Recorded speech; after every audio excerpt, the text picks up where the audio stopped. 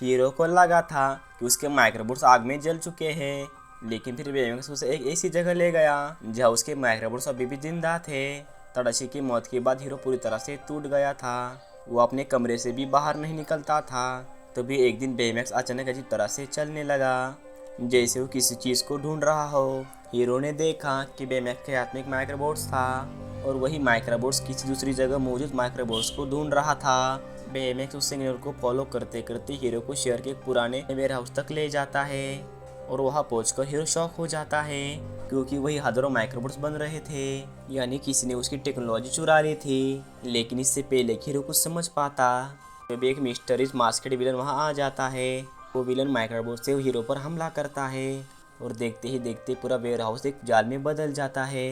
Hero जान बचाकर भागने लगता है, लेकिन विलन लगातार उसका पीछा कर रहा था और बेमेक्स और हीरो वेयर हाउस से किसी तरह बाहर निकल जाते हैं। दोनों अपनी जान बचाकर वहां से निकल जाते हैं। मास्केड विलन से पहली बार सामना होने के बाद हीरो समझ गया कि यह कोई आम दुश्मन नहीं था, लेकिन अब हीरो उस विलन का सच जानना चाहता था। हीरो को पता था कि सिर्फ बेमेक्स के भरोसे उस विलन को नहीं रोक सकते, इसलिए उसने बेमेक्स को पहले से कहीं ज़्यादा पावरफुल बनाने का फैसला किया। उसने बेमेक्स को नए फाइटिंग मूव्स सिखाए और उसके अंदर मार्शल आर्ट का डाटा अपलोड कर दिया। अब बेमेक्स सिर्फ हेल्थ कर रोबोट नहीं था, वो एक फाइटिंग मशीन बन चुका था। ट्रेनिंग पूरी होने के बाद हीरो और बेमेक्स फिर उसी वेयर हाउस की तरफ जाते हैं, क्योंकि उन्हें उस मास्केड विलन का सच पता लगाना था। लेकिन इस बार वहाँ हीरो अकेला नहीं था, क्योंकि तड़ाशी के दोस्त भी उसकी मदद करने के लिए पहुंच चुके थे। तभी वो विलन वहां पर पहुंच जाता है। सब मिलकर बेमेक्स और हीरो को बचाने के लिए गाड़ी में बैठकर वहां से भागने लगते हैं और किसी तरह उस विलन से बच निकलते हैं। अब हीरो अकेला नहीं था, क्योंकि तड़ाशी के दोस्त उसकी नई फैमिली बन चुके थे।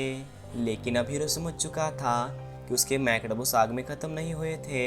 हीरो ये बात तड़ाशी के दोस्तों को बताता है और सब मिलकर उस विलन का सच पता लगाने का फैसला करते हैं। गोगो स्पीड टेक्नोलॉजी में एक्सपर्ट थी, वसापी लेजर टेक्नोलॉजी का मास्टर था, हॉनी लेमन केमिस्ट्री की जीनियस थी और फ्रेड कॉमिक्स और सुपर हीरोज का सबसे बड़ा फैन था।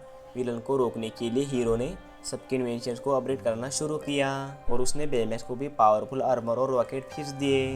अब बेमेक्स सिर्फ हेल्थ केयर रोबोट नहीं था, बल्कि एक सुपर हीरो बन चुका था।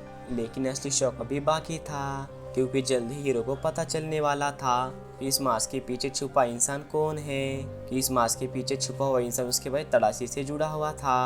पार्ट 3 में सबसे बड़ा रहस्य सामने आएगा और हीरो का गुस्सा बेमेक्स को भी बदल देगा।